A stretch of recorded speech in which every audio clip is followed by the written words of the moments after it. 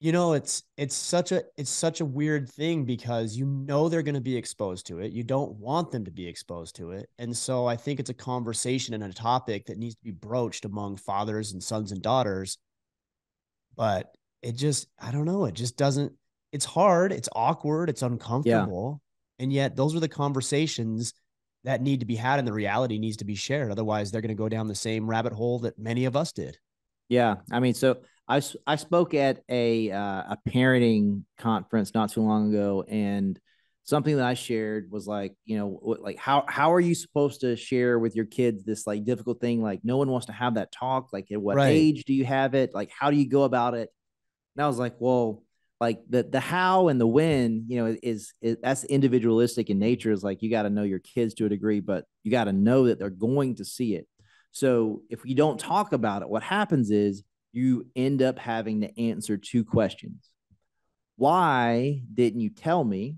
If Mm, you knew that it existed, why didn't you tell me? And number two, why is what you're telling me different than what I heard first?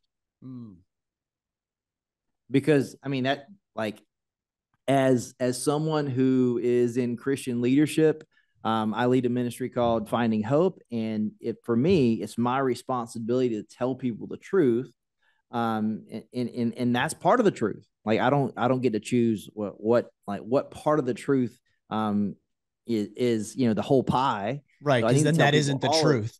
Right? Yeah, 100%. So and then part of that is sex and sexuality and things like that. So I think that uh, not being willing to talk about those things is more harmful than good because like honestly, like Ryan, like I think it was like a few months ago someone messaged me and I was booked to be a keynote at this high school event, and they're like, you know what, some of the people in leadership were worried that they would be tempted to Google you. So we think we'll honor Oh, you financially since we've already committed to it, but we just think that we're not going to have you this time. I was like, that's fine, but here's the deal: is it true that you're trying to protect those kids that have this curiosity that already exists, or is this something that you're uncomfortable with because it's either something you're struggling with or you're afraid to talk about? Like, is yeah. that true? Because more Mm, often than not, you're not trying to protect the person. You just don't want to have the conversation. And good then point. literally just email me back. You're right. See you Friday. Oh, wow. That's good. Yeah, I imagine that.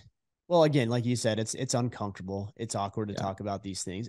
I guess it's only as awkward as you make it. you know, Sure.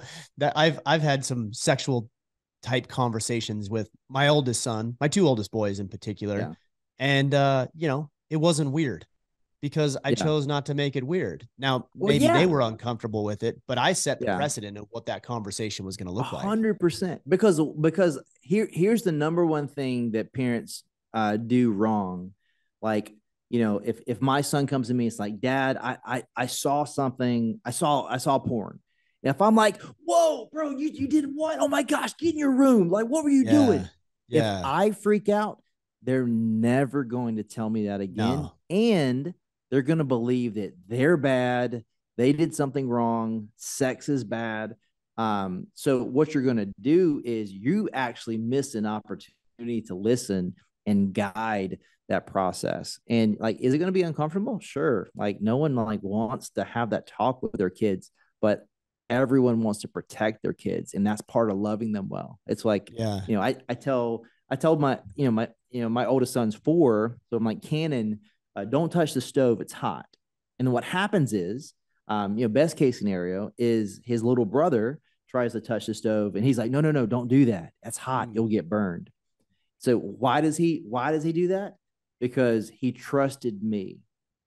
He trusted me and he didn't want to get hurt. So I protected him from getting hurt because I gave him information that he needed to know, and then he applied it in his life. So that comes from me being willing to give him information and him trusting what I say.